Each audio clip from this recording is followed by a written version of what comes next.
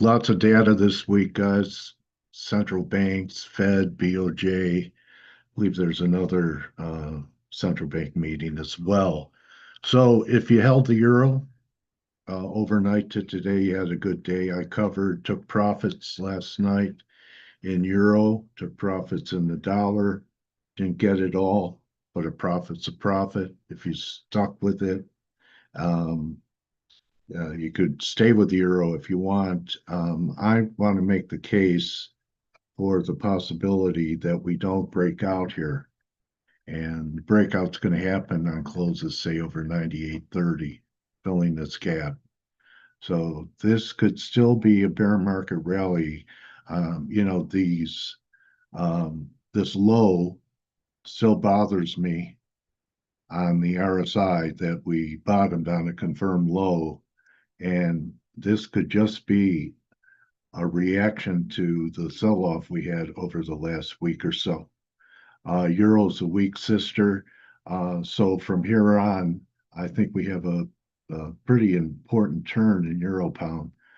Just look at it on a daily, and it's almost like a key reversal up here. Check it out. Okay, that's a real ugly candle. Just took out the highs marginally and reversing.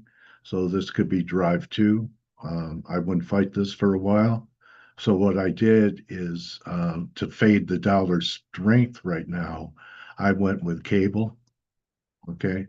So cable right here is putting in a higher low than the low that we had down here. And if euro pound is going to start heading down and we don't have a breakout over 98, it's very possible that cable may outperform and even take out this 36. Also took a position right around here on the short side of Canada, risking these highs over here, about 138. Thinking that this too could end up being a failing rally. And a part of it's because of the weakness. Look at USD NOK, very weak rally. So that's part of it. Um, there's a time that when a market is going to become good or bad from a certain area, and we're only about 20, 30 points away from that happening in the dollar, that those are some of your tightest risk trades. So let me give you the rationale and why I think, unless we break out, that the last low at 96 will give way. First of all, it's in this falling wedge, so a breakout's going to be pretty important over 98.20.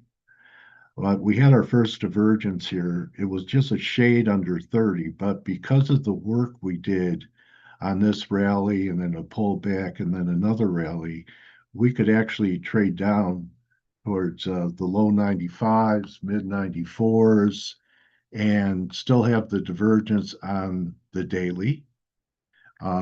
Actually, if you take a measured move from here in the Dixie, this was about 200 points. Let's call it 180. So 280 from here, say we peak here, is going to be 94.80. Okay, so or 95, right in that neighborhood, back down here. The reason the euro is really getting hammered is it was so stubborn and it held up the best. You can see by EG, it was on a tear. And the trade deal is being interpreted as Europe caving because just like Japan, they promised, I think, a $600 billion investment, and Japan was 500. So it's looking like a win for the US, and that's why you're having pretty big liquidation. So I don't want to buy the relative weakness just after the first day it started selling off. So I thought I'd go contrarian with pound. So we'll see how that works out. Canada, for the kind of day the dollar's having, for it to only be up 22 at this point, is not really that convincing. And if we get a break if I'm right about the dollar, these lows are going to give way in Canada and we're going to have a breakdown. Now, I did have a request on USD ZAR from one of our viewers, so I put it out on Twitter and I believe in the room, that what you have is a descending triangle. So we're on the verge of breaking out of this. If we start heading back down, so this would not be a terrible place to try it and say risk 18. And this breakdown, if we get it and the dollar sells off one more time under, say, 1750, you're going to be looking at 1690.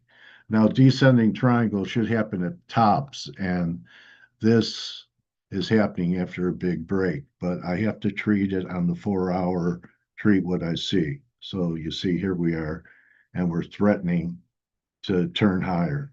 So that's my take. I'm not trading it, but that's my view. And it's all going to depend on what the dollar does. But I've made my bets here with cable and Canada. Okay, so we'll see what happens. Canada, if it breaks down, the range of this is pretty big. 530, that's 250. 250 under 36 is going to get you 33 and a half. So a lot of it is going to have to do with the Fed. Maybe they talk about, they set the stage for easing, but this is really the chart that has me thinking that the dollar could break one more time, and it's the 10-year yield. I pointed this out last week that this could be developing a head and shoulders top up here. We could get another rally, but breakdowns under 430 measure under the July low of 420, more like towards 410. And in that environment, it's possible the dollar loses its interest rate differential advantage should that occur. Gold is following through to the breakdown of the channel. It played with the channel a bit. I think the gold is going to go through a corrective process for the next month or two, maybe into September, October. And I do have lower levels.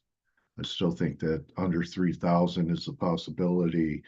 And the gold silver ratio, is still saying that if you're bearish in metals, here's another case: gold down 11, silver up a penny. And what I'm seeing in silver is a potential second drive. We did not confirm. I still think that it could break a little bit deeper, maybe to 37, before it tries a third drive that could take it above 40. We're getting some kind of negative action in the S&Ps after gapping higher. We're about 20 higher. The S&Ps confirmed, but NASDAQ actually got to my number of 23.5. So it's 130 off that. It's just that there are so many earnings out this week that, it's more of a like NFP bet, which is something else that we have this week. So we have a lot of data, and there's going to be a lot of moves. But the bet I'm making is that the dollar does not break out. If it does break out, then I have to go with it and go with the Dixie on a close over 98.20. And obviously, cable won't be doing so well under that. But I do think that the NASDAQ, although it's a little stronger today than the S&Ps, that we could be vulnerable here. And maybe that's why we get a little rate relief. Yen is following through. It's been stronger than dirt. But it's possible if rates ease off a little bit that we could get some type of pullback. I wouldn't chase it here, even though, like I said last week, I'm looking for new highs, because if the dollar comes off, there should be some sympathy weakness in US dollar yen. So that's the way I'm sitting for today, and we'll see if the dollar could do it. It's not that far away. Perhaps we get a turn tomorrow and turn around Tuesday. Good hunting the rest of the day. Make sure you check in the room for calls. Profit is a profit, and we'll see what happens with fading dollar strength. And if this turns out to be the low, or we have one more drive to take out 96. I think by the end of the week, we'll have a pretty good idea. So don't forget to use your stops, know why you're getting in, where you're wrong, when you're right, what you're looking for, or don't click the mouse. And above all, don't just